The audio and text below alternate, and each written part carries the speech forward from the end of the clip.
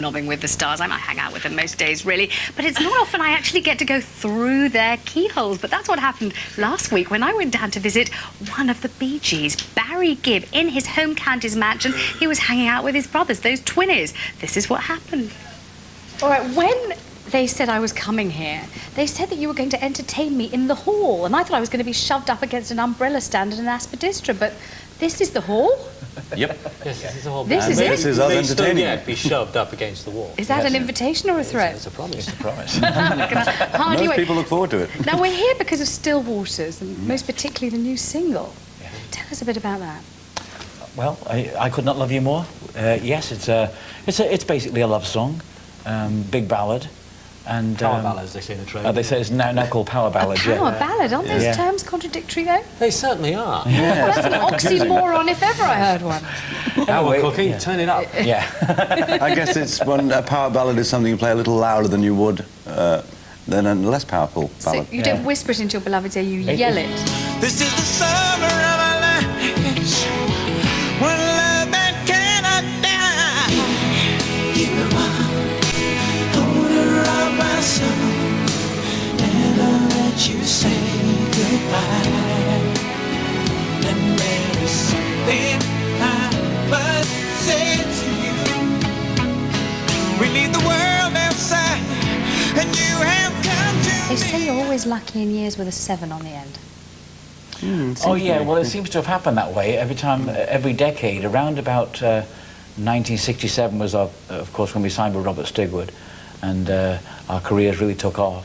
And then 1977 was, of course, when, of course, we were having success up to Fever, but Fever really was enormous, and that was 77. And then. And did you get the Fever? I mean, did you know that Fever was going to be enormous? Could you sense? Nobody did. No. Nobody did. Not even the movie people that did the movie. Really? It was just a low-budget film that they didn't really spend a lot of money on promoting. Well, you can tell by the way I use my walk. I'm a woman's man, no time to talk. The music loud, women walk, but being kicked around since I was born. Never tolerate, I don't hate, and you may look the other way, but we can try to understand. The New York Times are made no man. Whether you're further away, you're about to staying alive, staying alive. And then in 87, it was another kind of apocalyptic year. Yeah, You Win Again, yeah. ESP album. Yeah. That was very successful for us. And once again, it was at that time of the decade. We got a little bit bumping out, but then it's another fight. There's no fight that we can't fight. This battle of love with me, you win again. So little time, we do nothing but love. And now in 1997, you've Right. basically zipped around the world, picking up every award for achievement, attainment. This has been the and- best year. It's This been has, Very yeah. amazing. good, because we're having tremendous success in America too. Yes. This time round. Yeah, but we have picked up 3 Lifetime Achievement Awards Yes. and also inducted into the Rock and Roll Hall of Fame. which Well, is that's not something that bad, is it? We dreamed of doing that, but now I it's mean, happened. It's normally you're incredible. either dead or hauled out on your Zimmer frame when you do that sort of thing, We aren't do you? both, yeah. Yes.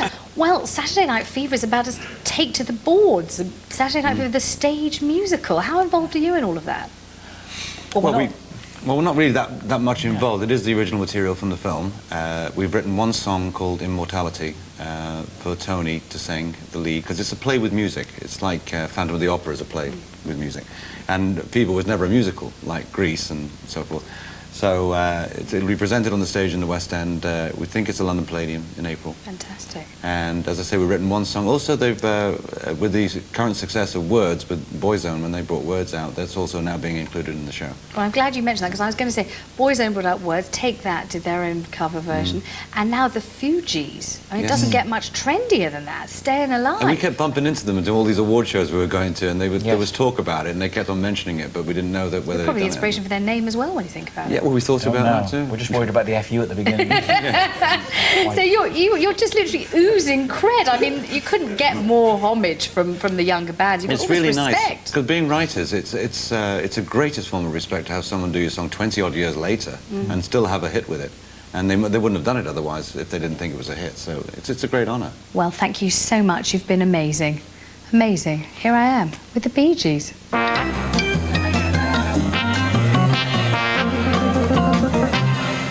Whoa, ho, ho, ho. oh, staying alive, staying. It was really great fun. They were a great laugh, and they gave us loads of sandwiches, which we thought made them very cool dudes. Extremely nice. You'll see more of me and the Bee Gees on Wednesday. But if you were watching on Monday, you saw me with the Bee Gees. They took me to their home. They took me to their hearts. I was sitting by their hearth. It was really fab, actually. You can see what happened now when I visited the Bee Gees. All right, when they said I was coming here, they said that you were going to entertain me in the hall. So you sit here amid your tapestries and your boars' heads and whatever else is in this place. Yeah. And I mean, are you by now, having been so successful for so long, completely used to it? I don't The think lights all went I don't out. think we've ever neglected the feeling of what it was like when we wanted a break, when we were kids. And we didn't even know you could make money at it. We just thought you could be famous. We wanted to be famous. And like our idols, you know. And that was it for us. That was going to be our path. And we made our minds up to do that when we were children in school. And so I think it was more a desire to be famous. Because later on we thought, my God, you make money at this too, you know. There's a very sweet quotation from you, and it says that you were just waiting for the twins to be born so that you could be a group. I thought that was so sweet. Don't deny saying it. I bet you did say it. You probably did. It's really sweet. That was nice, though. It's so nice. It's just too nice, really. Well, he was born at the age of 12, so he could start working. Well, we were just waiting for him to reach the age of 3, so we could be born. But presumably, I mean, all this cash, all this dough, and all this, the whole thing. I mean, you know, is it something you ever get used to? Can you ever believe that it's really you? No. I mean, you've got amazing freedom now, haven't you? In a Haven't way. you? Or haven't you? Or are you? Well, no, because we're sort of, you know, we're sort of trapped by the game itself. It's not, you Sort of know, being locked in, we're locked out. Yeah.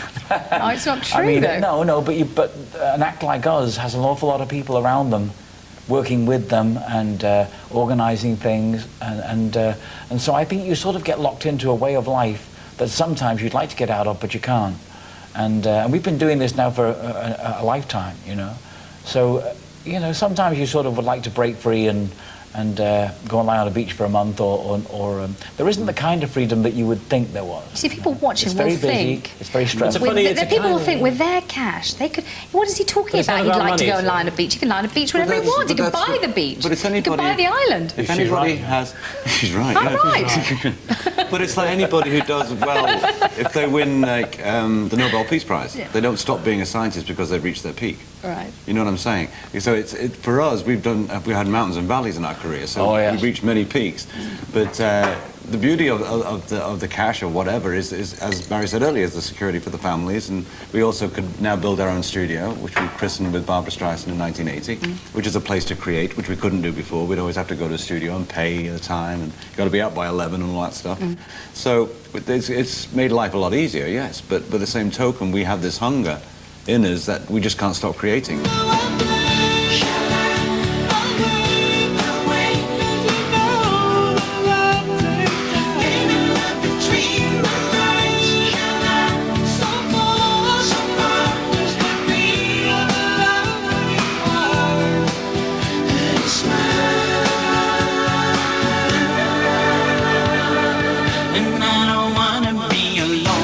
Talk about the songwriting process. I mean, there are three of you here.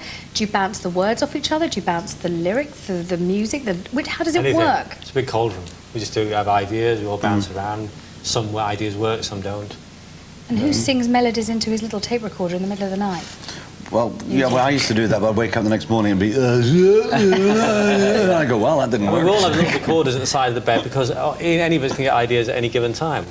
Whether those ideas will work is when we all get together, we listen to them, there'll be, one of us will have a certain idea that they feel so adamant that it's going to work that we have to believe and go with it, and it works. So it's all, you know... It's the chemistry, too, the three of us together in a room writing, and we have a place in our studio where we were set up in such a way to write, and we're just left alone with our engineer, and he turns off the speakers, and he goes home. away, and we do our thing. And does it lead to frustration?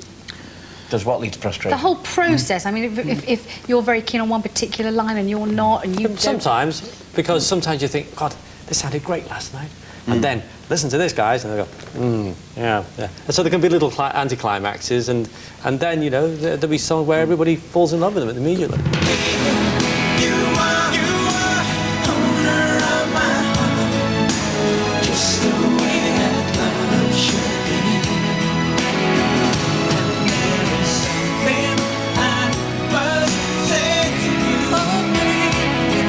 We leave the world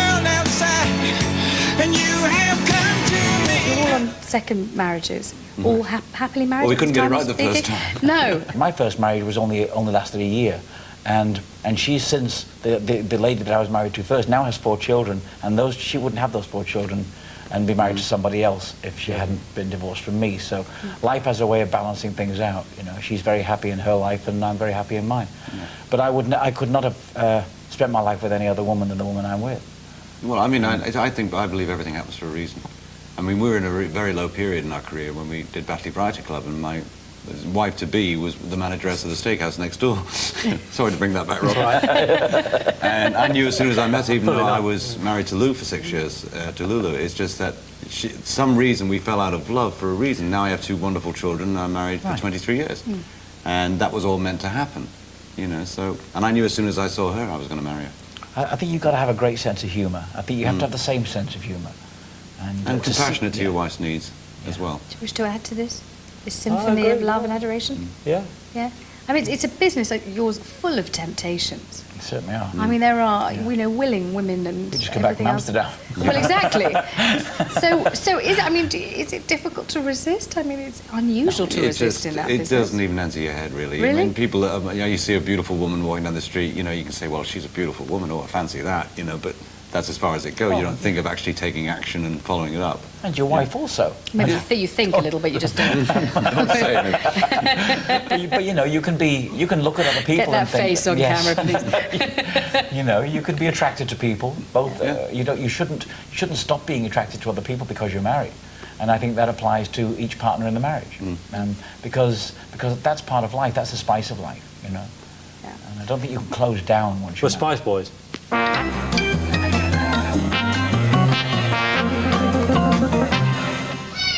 They said it. They're the Spice Boys. Those were the Bee Gees.